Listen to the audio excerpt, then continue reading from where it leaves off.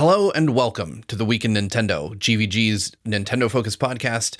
This is a very special episode of the Week in Nintendo. I'm not joined by my usual cohorts, Brandon or Daniel. They're understandably busy at the moment, but today is finally the day. We have finally seen a bit of the Nintendo Switch 2. I'm joined today by John Cartwright. How's it going, John? It's going good. It's 1 p.m. for me. And 5 p.m.? Over there for you? Oh, 5 a.m., sorry. Over there for you? Yeah, Nintendo decided to just shadow drop the announcement of their next console at an absurdly early hour for those of us here on the West Coast. At least it's 8 a.m. for, Derek over in the East Coast. But yeah, just not very friendly to us West Coasters. But I think this reveal was the most Nintendo reveal they could have possibly done for their next platform, because despite finally fully confirming the existence of the console, corroborating a lot of the leaks, we didn't learn a whole lot else. No. We're still in that void. They've told us that the Switch 2 will be revealed before the end of this fiscal year, and technically it has been revealed, but then they go and tell us, we're going to actually show it to you properly in April. So it's like the banana on a string has been pulled along a little bit further, and we've got to keep waiting. But we've seen a bit, and what we've seen of it is very much what has been leaked, other than a few seconds of a game. Yeah, so we saw a handful of seconds of Mario Kart, presumably 9, but a new Mario Kart. That's definitely not 8 Deluxe Booster Course Packs 2 or whatever.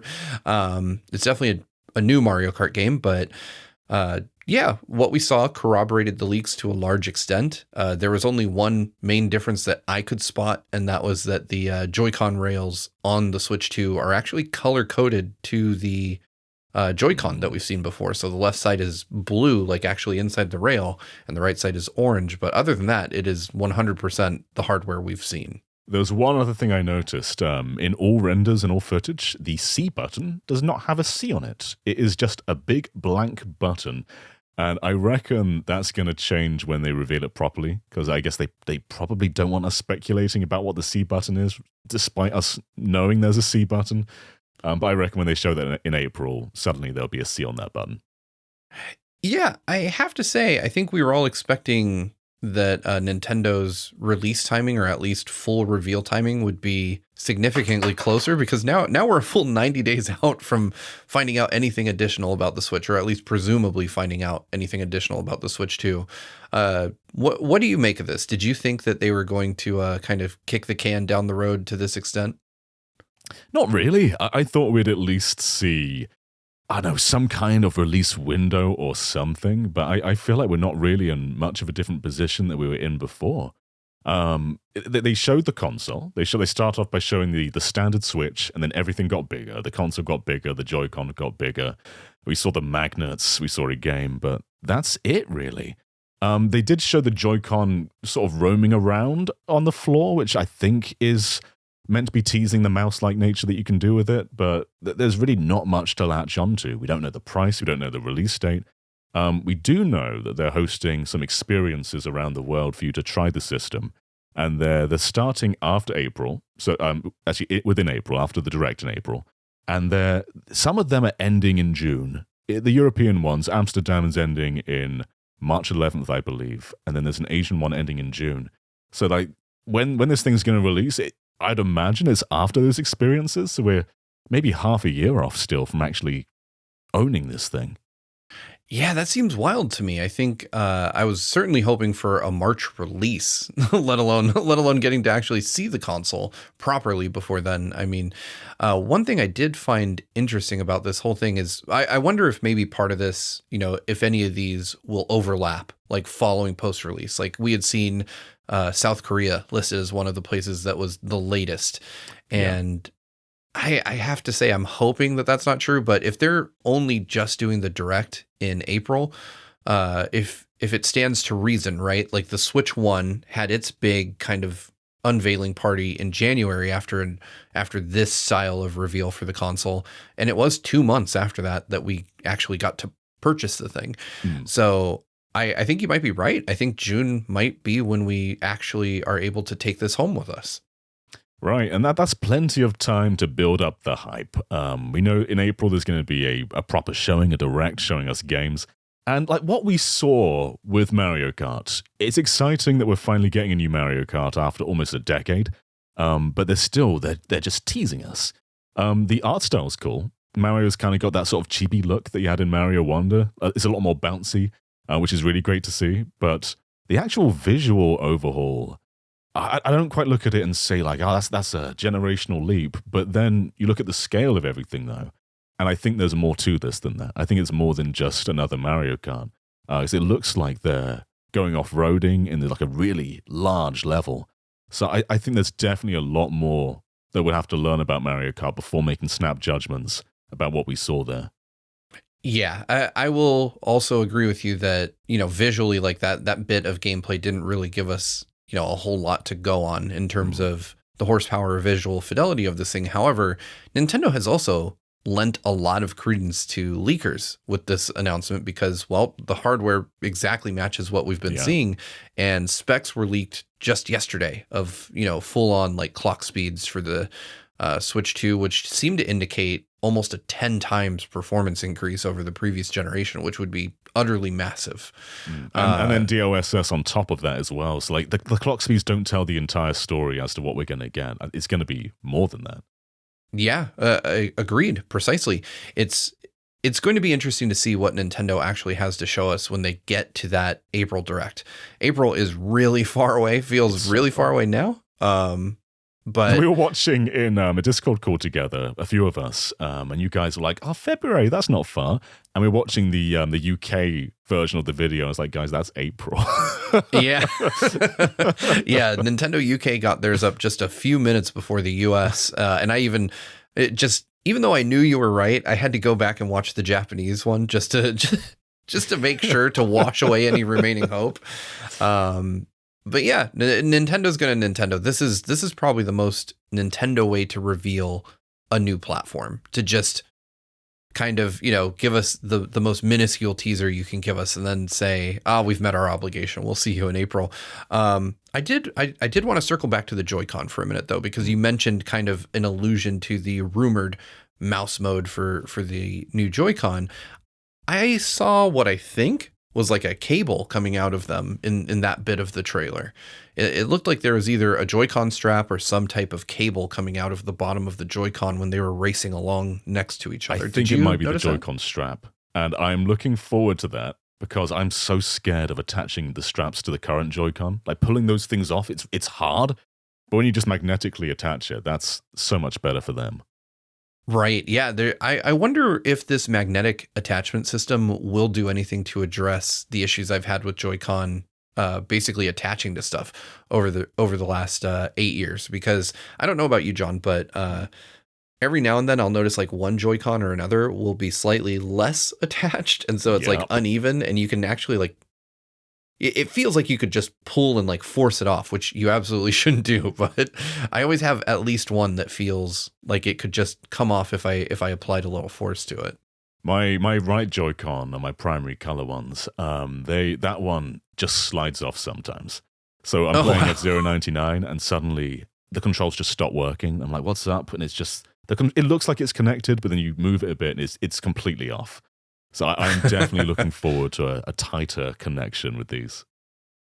Yeah, I think that, I'm glad you kind of brought up the topic of color in a roundabout way, because one thing that I noticed was that the railings are actually color coded to match these new Joy-Con. And that leads me to believe that maybe just Joy-Con colorways are dead, or at least are currently, they have no plans to do multiple colors. Do you think Nintendo's just kind of through with colorful Joy-Con, or do you think this is just kind of a quirk of the reveal? Done with them.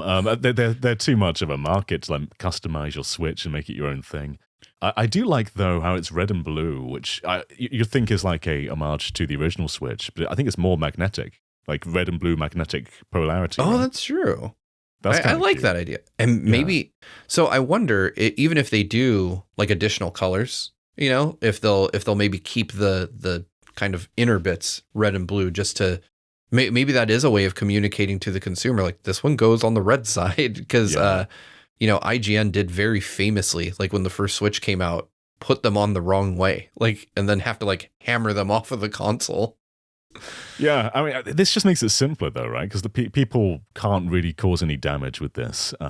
It looks almost like a USB-C style port as well. Like maybe you can attach it the wrong way, but it's not going to cause any damage if you do that. Just kind of foolproof. Will also be a bit more secure. But I mean, I reckon they absolutely will do more colors. I don't think they'll just stay at black. Gosh, I hope not. I was truly hoping for a white console. Like I was really hoping that they would launch with a black and a white console, and that we would be able to we would have at least that bit of choice. But I suspect that that'll come later down the line, and they'll get me to buy one. Like I will. I'm picking this up day one. That's a given, I think, for all of us. But I would have loved to see more choice here. And who knows, maybe there is. Like this was the most bare bones reveal you could quite possibly do. Yeah. I was expecting a bit more of a lifestyle trailer. 'Cause that's what they tend to do. Like with Switch 1, it was very lifestyle. Switch Lite, very lifestyle trailer. This was just like a render, just like a flipping. It's just the console flipping around, showing you different angles. And lifestyle is very Nintendo. They love to show you like what your life can be like with their console. And I think Joy-Con colors are a big part of that. Like when you're out and about, you're almost advertising the system yourself with these different Joy-Con colors. It's just kind of an accessory in a way. And yeah, I think there's still a lot more for them to communicate. A lot more. Like we barely know anything still after seeing the system. Do you think that this was the byproduct of the leaks? Do you think that Nintendo's hand was forced here to a degree? Because I agree with you that it feels like this isn't what they wanted to do. It feels like this is not your typical Nintendo marketing strategy, and they just kind of had to get the word out that it exists. Because the Switch 1 trailer was very famously, like you said, a lifestyle trailer. It showed people playing the system. It was very, very much more produced than this. Yeah. I mean, yeah, is the question like, were they originally planning to reveal it in April? Maybe, but like we've known for a long time now that they were planning to reveal it before the end of this fiscal year, and I don't know how much more a month or two would have done. I imagine this has been finished for a while. This trailer, they always have their plans. It's hard to move Nintendo's plans. They're usually set in stone. But it does feel a little bit reactionary though, right? Because we are literally just seeing everything that we already know plus Mario Kart. See, I think this is probably the plan all along. But I do wish there was a bit more for us to just nibble on here. Yeah, it's really tough for me because this is kind of a moment where, I would love to sit down and have something to dissect. I'd love to pour over this and find more detail than is available, but there really isn't a whole lot there. It's, we learned like really two new things, and one of them is incredibly mundane in the rail colors, and the other is the existence of a new Mario Kart game, which I think most people could have anticipated at this point. Right, we can probably say if they're showing it with the system, it's a launch title. Like if it's the first game they're going to show, I think it probably is. Nintendo tend to launch their systems with a single player game and a multiplayer game. Like if you look at the Wii, it's like Wii Sports and Twilight Princess, Wii U, Nintendo Land, Mario U, Switch, 1-2-Switch, Zelda. So it's probably Mario Kart and then something else.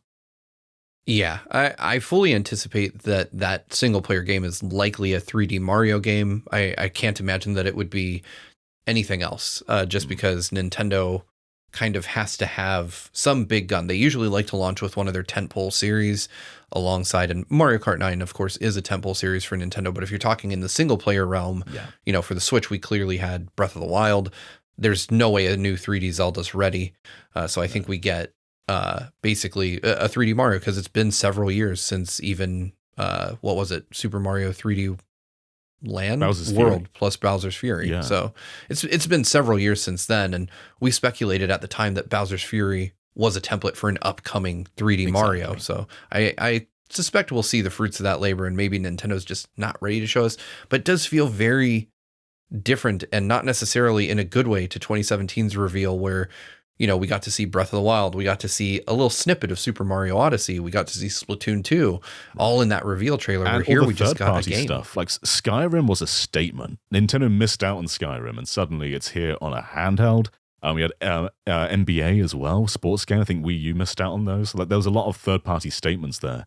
And there's a lot of third-party statements you can make now, because the Switch is missing out on a bunch of the bigger boys. So, like, seeing more than Mario Kart, maybe seeing like Elden Ring or something would have ignited a bit more, tangibility to what this thing can actually do. It was cool seeing Mario Kart 9, but we still don't quite know like everything the system is capable of. Like with Switch 1, we had Skyrim in that trailer, right? And NBA, and like seeing those games on not just Nintendo again, but a hybrid console, that was a big deal. And so they could have shown something beyond Mario Kart 9, something that gives us a bit more tangibility to what the system is capable of. But no, we don't have that. Although we did have a redesign of DK in the Mario Kart section. He looks a bit more like the Mario movie version, which is odd. Oh, really? Because today we had the re-release of DKC Returns HD, which does not have a DK redesign. That's interesting. I didn't even spot that. I mean, to be fair, I've watched the trailer precisely 1.5 times. But I think that's an interesting thing to note. Like, we saw the Princess Peach redesign for Showtime. Like they famously changed her on the box art to more closely resemble the movie version, but the in-game model was still very much classic Peach. Do we think that we're going to see Mario games on the Switch 2 that maybe are a bit more influenced by the film? Maybe we will. I think story-wise, there's a lot more to do. Because it's always just like Mario versus Bowser to get Peach. Like Odyssey had a twist on it, but it was still very much vanilla. Maybe they'll get a bit more in there with that. I don't think Mario necessarily needs much of a story, but maybe a bit more of a cinematic flair. But to be honest, I think DK, it was kind of due a redesign. I'm not in love with modern DK's look. I don't think I have been for a while. Yeah, I could agree with that. I mean, I'm not the world's biggest DK fan, but I do think that he needs, a bit of a freshening up to make him feel a bit more contemporary. I think Mario is timeless, Peach is timeless, but DK has been one of those ones where kind of the rare design made sense at the time because, he by 90s standards was dated and Mario had been kind of evolving without him. So I think it made sense for them to do that. I think that taking him back to the drawing board for another pass only makes sense here as well. I'll have to go back to the trailer and look at that and when I have some time, but I like where you were headed with third-party support for the Switch 2. Obviously, we only know of the one game, which presumably it's Mario Kart something. Some people say 9, some people say 10. Personally, I'm Team 9. Where do you land on that? Is it 9 or 10? I don't care. I'm bored of the debate of whether Tour is 9. They're probably going to throw a subtitle in at this point, but I don't think Tour counts as Mario Kart 9. So if they do go a number, it's probably 9. Yeah, I agree with that. If it's going to be a number, it'll be 9. But yeah, it could just be a subtitled Mario Kart. But, obviously we know about that game, or at least we know that it exists. What do we think is going to land presumably in like the May-June timeframe when the Switch 2 launches from third parties?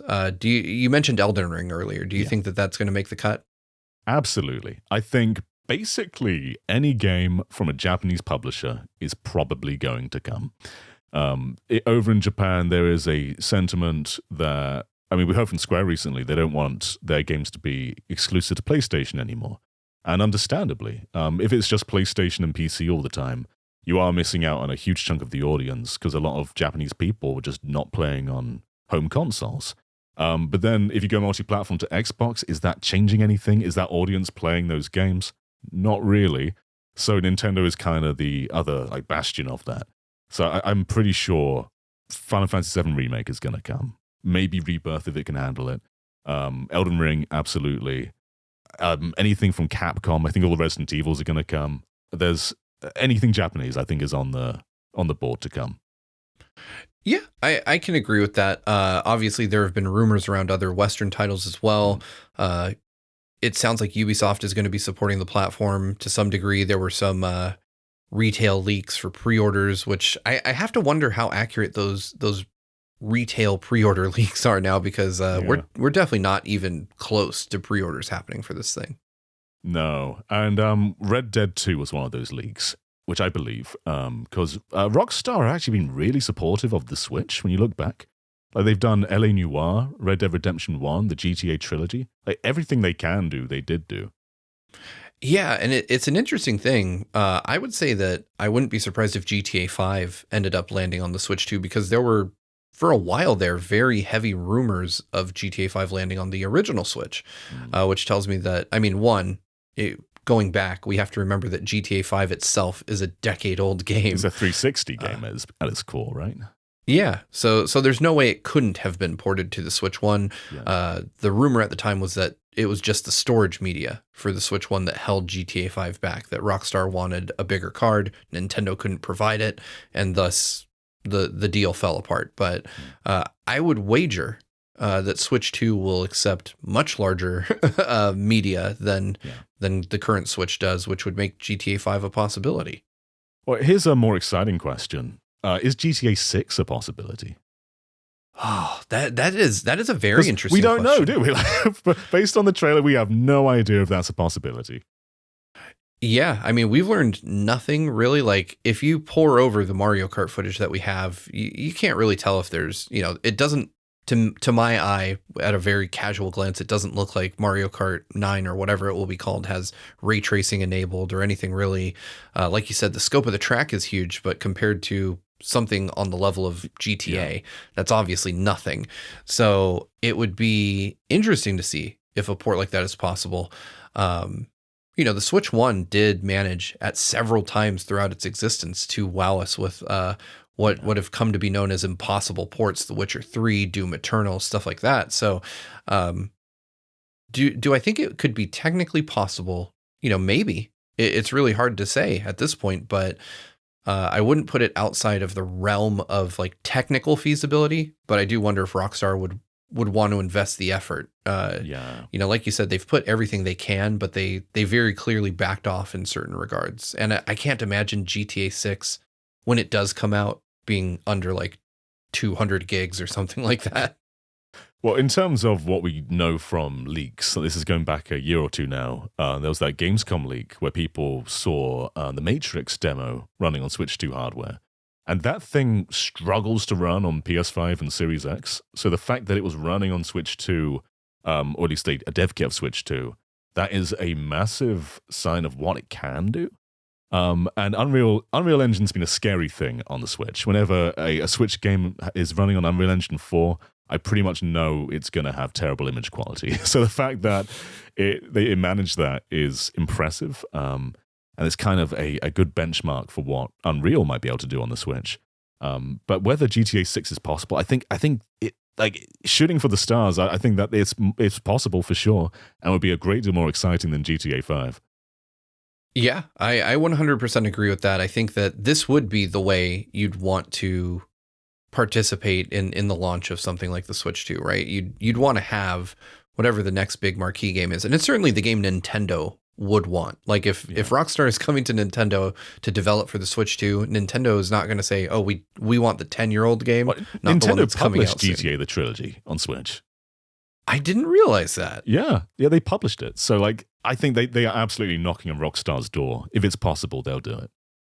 Yeah, that would be an amazing get for Nintendo. And I think that it's really going to be key to see how Nintendo handles third parties in this generation, because a big part of why the Switch 2 exists, assuming that the leaks are true, which at this point it feels like it's pretty safe to assume, assuming the leaks are true, it would make sense why it's as powerful as it is.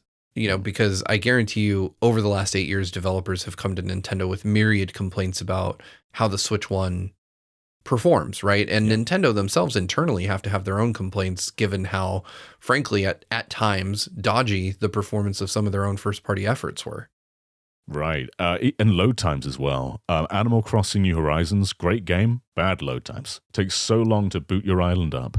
Going inside is, I never want to do that, because especially in the museum, because you're going from segment to segment, you're loading constantly. We saw on those retailer leaks express micro SD cards, which are a faster type of micro SD, but similar sort of speeds to SSDs. So that is kind of what we know about the storage speeds right now. It does seem like they'll be able to get SSD quality loading times, which is a huge deal as well. Yeah, micro SD Express is going to be a very cool technology for these things to have. And of course, we've seen these leaks in multiple different places. Next Handheld, who turned out to be completely right. Yeah. They first said, well, they didn't first say, but they quote unquote confirmed that micro SD Express was engraved on the chassis of the console. Right. We've seen retailer leaks listing micro SD Express cards for the Switch 2. It seems like a foregone conclusion, especially when mentioned in the same breath, like you said, as loading times. And, another part of that behind closed doors Gamescom information was that people saw a load timeless demo of Breath of the Wild. And so that would be, that alone is very exciting. And like you said, even in games that perform extremely well, like Animal Crossing, because Animal Crossing doesn't have frame rate issues or anything like that, but it does have excessively long load times, especially like traveling to someone else's island. Just, it could take like up to a minute. It's awful. Getting a bunch of people on one island together is excruciating because they've all got to load in every time. Everyone loads in. It takes so long. Yeah, it does. And it's unfortunate. It's like an immersion breaking thing, even though, immersion is probably not the right word to use there with a game like Animal Crossing, but it definitely takes you out of it to a degree. So I'm excited to see what Nintendo has here. Obviously this Direct in April is going to be really the proving ground for what Nintendo intends to do with this console. And I think that there's a lot of potential here. There's a lot of potential for Nintendo to kind of, I don't want to say like retake some of their market share, because it doesn't feel like they've really lost anything. If anything, they've gained over the last 8 years, but to kind of put themselves back in the conversation alongside the PS5 in terms of relevance in the current gaming landscape. Absolutely, yeah. They still they have more competition with the Steam Deck and the OLED Steam Deck, and rumors of a handheld PlayStation and handheld Xbox. But this is definitely going to make a lot more waves of excitement. We're going to get a new Pokemon that is going to perform well, hopefully. We're going to have a new Mario that's going to, obviously, Mario always tries to break conventions and do something new. And so something beyond Odyssey and Bowser's Fury is very exciting. I'm pretty sure this is going to make waves regardless. I guess there's a question of whether it's too safe. Just another Switch. It looks like another Switch. It's bigger. It's called Switch 2. It's the safest Nintendo hardware they've maybe ever done. However, that hybrid market is still very dominated by them. Like, you can look at Steam Deck and everything, but that is a small fraction of what Switch has achieved. Yeah, Nintendo has kind of, it'd be weird for Nintendo to walk away from this market segment that they essentially created. I mean, the hybrid console market is something that Nintendo, for the best way to say it is maybe invented this market segment. And it is the most successful they've been in many, many years, quite possibly decades even. If you don't count the DS, this is Nintendo's most popular, best-selling platform ever. They finally unthroned the PS2 here in North America. So it's no small feat for Nintendo to have accomplished this, especially when the gaming landscape is arguably more competitive now than it was back when the PS2 was dominant. So I couldn't have imagined them walking away from this. I think it would be foolish, to say the least, to just, kind of say like, hey, we want to do a new concept and we're just going to hope you follow us away from, this hybrid console thing that we've created that everyone loves. So I think in one sense, Nintendo has designed themselves into a corner, but it's a really good corner. It's also great as a continuation of the Switch. Because during the Switch era, not only have they given us a lot of new games, but they've also remastered a bunch, which has in tandem given a lot of series their entire entries on the Switch. So, like right now, I'm going to hold this up again. Donkey Kong Returns. We've had we've got the entire SNES trilogy, the entire Game Boy trilogy.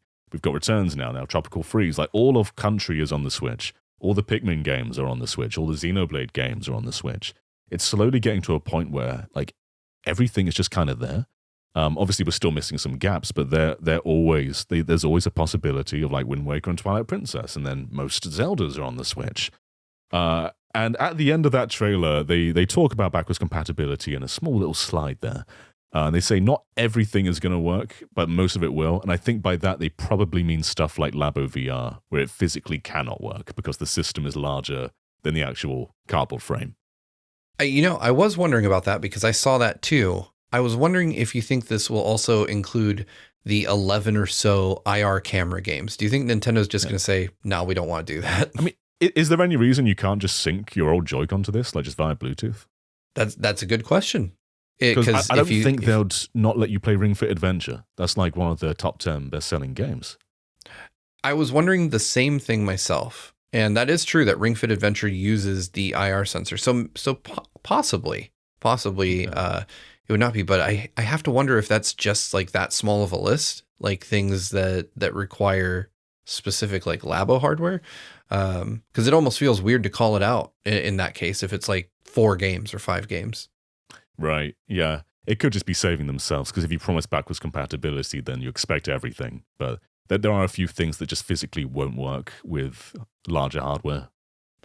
Yeah, that's true. It'll be interesting to see because, yeah, now that I think of it, it would be very strange for them to offer backwards compatibility, but then tell you that you can't use your old Joy-Con, wirelessly with the system, especially if, there's nothing preventing that from happening. So right, because Switch Lite does that, right? Like Switch Lite, you can't attach new controllers, but you can sync a Joy-Con. Yeah, precisely. Going back to what you said about series having all their entries, it's worth noting that there are loads and loads of third-party series that also have tons of their original entries on the Switch. Like you've got the Final Fantasy Pixel remasters available on the Switch. You've got, the original version of 7, 8, 9, 10, all available there as well. So I know a lot of people, myself included, I have most of the Capcom 2D fighting games that were ever made available on my Switch in some form or another. It would be just kind of a tragedy to take that library and make it redundant or, make it to where I have to purchase those for some new platform just because Nintendo wanted to pursue a new form factor. So while I agree with you that the Switch 2 is in one sense the least exciting piece of hardware that they've announced, over the decades that they've been doing this, it is also the most exciting in the sense that I'm so happy to carry this library forward and not have to buy any of this stuff again. Yeah, absolutely. And Capcom are rubbing their hands. Capcom love re-releasing games. They've done it a ton on the Switch. They're absolutely going to do like Resident Evil 2, 3, 7, 8, 4 remake. They're probably going to do Street Fighter 6. I think they're going to do anything they can. And they've got some catching up to do because the Switch couldn't handle a few of the games that were PS4 and some PS5 exclusives.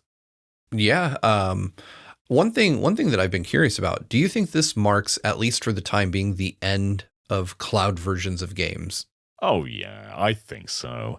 Like the cloud was always this weird subset, right? There aren't that many cloud games. When you look at everything, there aren't that many. It's like, well, we've got Control. For some reason, we've got the Kingdom Hearts games. We've got Hitman. There's always this weird thing where they were on the Switch, but not really. And there's only a couple of them.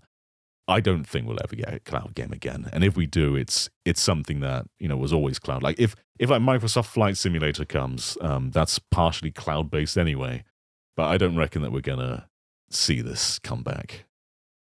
I'm glad that you brought Microsoft into the conversation because there's a lot to talk about there, right? Right? Yeah. Another one of the heavy rumors is that Microsoft is going to be throwing substantial support behind the Switch 2. We already know that they're supporting the PS5 to a degree, with rumors coming out just recently about both Switch 2 and PS5 getting Halo games. That, of course, was a rumor that never came to fruition during the Switch 1. Do you think that Microsoft is going to start dropping titles on Switch 2, and do you think they'll be there at launch if they do? Yes. So they've already done a bunch on the Switch. We've got the 2 Ori games. We've got Pentiment, Grounded, which you think would be punching a bit too high above, but it's on the Switch. not only do I think they're going to keep doing it, I reckon they are probably going to go back and update their older games, like give Grounded more of like a parity version with Xbox. Ori Will of the Wisps had a 120 hertz patch on Xbox at launch. And I wonder if they'll do that on Switch 2, if Switch 2 is capable of 120 hertz. That is an interesting topic to bring up because I want to say as much as we know, but most of that is based on leaks and rumors. There's a lot we don't know. One of the most surprising omissions to me from this trailer, Nintendo never goes deep into technical specs, so I'm not super surprised about not hearing about 4K or 120 FPS. I'm really surprised we didn't see a Pro controller. We saw the grip. We saw the Joy-Con grip. That's new to us. But yeah, no Pro controller. Yeah, it's very weird to me that they would opt, the Switch, and I thought that the Pro controller was a very careful thing that they showed off in the original Switch reveal trailer because they wanted to communicate to potential purchasers that yes, you don't have to use the Joy-Con. You can buy a traditional controller. And Nintendo was I don't know if maybe they just think people already know because frankly there are 150 million plus Switches out there. But I wonder why they didn't feel the need to communicate that there would be a controller for this. Obviously, we've heard through the same people who have leaked all the other hardware that the Pro controller exists, but oddly, that's the one piece of the Switch hardware we've not seen anything of yet. Great question about the Pro controller. I reckon it's probably manufactured at a far fewer rates than the core console is. That's probably the reason it hasn't leaked. And I'd imagine mostly just a repeat of the old Pro controller. Hopefully a better D-pad. But otherwise, I think we're kind of going to get more of the same with that. Yeah, I imagine so as well. I think that the Pro controller is likely going to be extremely similar. Maybe that's part of why it hasn't been shown off, or maybe Nintendo. It feels to me like Nintendo is just holding back everything they can until the Direct in April. Yeah. And I imagine that a core component of this is going to be that voice chat exists, and maybe that's where the Pro controller comes in. The leaks have already indicated that there's a mic on the console itself. But I don't think the Joy-Con have them. I just couldn't imagine where they would be. So if you wanted to do voice chat, whilst playing in docked mode, you would likely need to have a Pro controller with a built-in mic or the, rumored built-in headphone jack that would allow you to connect up a headset. I guess they could put a microphone in the Joy-Con grip, like rather than the Joy-Con themselves. That's possible. They have one in the console, one in the grip, one in the Pro controller. That would be interesting. And we've really heard nothing about that grip. And maybe that's just because people usually assume it to be kind of like just a piece of plastic. Plastic dome. Yeah. Yeah. Maybe there's more to it this time.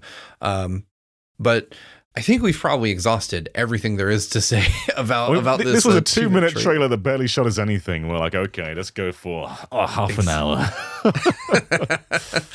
So, final thoughts, John. Where does this leave you? With regards to that April Direct, are you more excited now, or do you think this has just kind of left your hype has remained flat in that it hasn't increased? I'm still hungry. I'm still feasting for more. I'm not like disappointed because I don't think I was expecting it to release in March. I was expecting more of like an April, May kind of time, and it seems like we're probably going to get June at this rate, but to me, it doesn't really matter when I see it, it's when it releases, right? Like, the wait's going to be the same regardless. And so I'm happy to wait until April for the big blowout.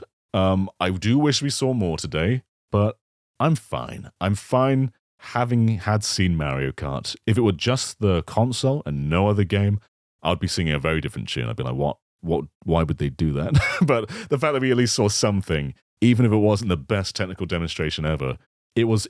There's a little bit to latch onto, and that's something to keep us going for the next 4 months. And I have seen on socials, Ubisoft and Shinen, who do the fast racing games, they have both tweeted saying like, that console looks good, huh? So clearly they're supporting it with games. Nice, and that makes sense. I I hope we get a new Fast RMX, because Same. Fast RMX was such a great launch Sheenen title. are some of the best in the biz. They're wizards. They did Fast Racing League on WiiWare, 40 megabytes, and it was somehow one of the best looking games on the system. Yeah, they're absolutely technical wizards. I mean, the Tourist runs at like 8K. So just incredible stuff. I'm excited to see it. But I do think that's going to wrap up this special episode of the Week in Nintendo podcast.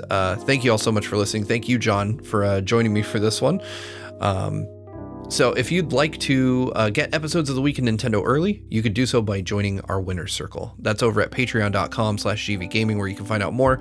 $5 a month gets you early access to the Week in Nintendo, gets you a whole bunch of other benefits. I won't bore you with those here, but it's going to be an exciting year. We've heard about Switch 2. We're only 1 month in. We've got 11 more to go. So thank you all so much for watching. If you're here on YouTube listening, if you're on podcast services around the world, this is going to do it for this week in Nintendo. I hope you're happy, safe, and healthy wherever you are, and we will see you next time. Until then, bye everyone. Bye.